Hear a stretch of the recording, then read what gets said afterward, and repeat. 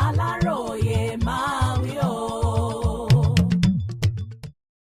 Mo ti ṣèlérí fún ìjọba Amẹ́ríkà wípé a máa dá ọlọ́pàá ìpínlẹ̀ sílẹ̀ láìpẹ́ – Ààrẹ Tinubu.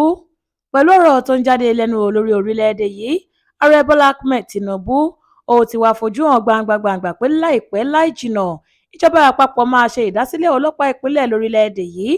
Ààrẹ Tinubu ní lára àwọn ìlérí tó ń ṣe fáwọn ìjọba òkè òkun ni pé ọlọ́pàá ìpínlẹ̀ máa wá sí ìmúṣẹ láìpẹ́ yìí, nítorí tí òun náà gbàgbọ́ nínú rẹ̀ wípé ó jẹ́ ọ̀nà kan gbòógì tí ètò ààbò lè gbà fẹsẹ̀ múlẹ̀ dáadáa láàrin ìlú, pàápàá jùlọ lásìkò yìí tí àwọn agbésùnmọ̀mí ṣòro bíi agbọ́n fáwọn ará ìlú.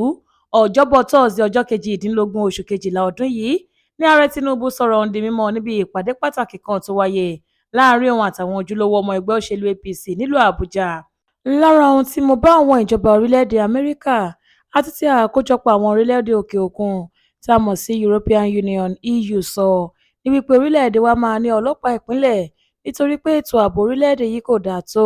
Ìgbàgbọ́ mi ni wípé ìdásílẹ̀ ọlọ́pàá ìpínlẹ̀ ọ̀hún wà lára àwọn nǹkan tó máa fòpin sí báwọn agbébọn ṣe ń pààyàn káàkiri orígun mẹ́rẹ̀ẹ̀rin orílẹ̀-èdè wa Nàìjíríà. Mo ti ṣèlérí fún àwọn ìjọba òkè òkun lásìkò tí mò ń bá wọn sọ̀rọ̀ láìpẹ́ yìí pé dandan ni a máa dá ọlọ́pàá ìpínlẹ̀ sílẹ̀. Ṣe ni mò ń lérí, bẹ́ẹ̀ ni mò ń léka wípé a máa dá ọlọ́pàá ìpínlẹ̀ sílẹ̀ láìpẹ́ yìí. Kódà wọ́n béèrè lọ́wọ́ mi pé ṣé lóòótọ́ lohun tí mò ń sọ yìí, mo ní bẹ́ẹ̀ ni, nítorí pé mo nígbàgbọ́ nínú APC.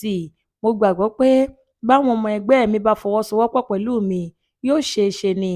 Bàbá sì wá kùnà tàbí ní ìjákulẹ̀ nípa ìdásílẹ̀ ọlọ́pàá ìpínlẹ̀ náà kì í ṣe ohun tó dáa rárá ni. Mi ò gbàdúrà pé kí a ní ìṣòro nínú ìdásílẹ̀ ọlọ́pàá ìpínlẹ̀ yìí, nítorí pé ó jẹ́ ọ̀nà kan gbòógì tí a lè gbà fi kojú ìṣòro ètò ààbò tó mẹ́hẹ lórílẹ̀-èdè yìí. Adéwálé Adéoyè ló ṣe àkójọpọ̀ ìròyìn yìí fún ìkànnì Aláròyé Online TV.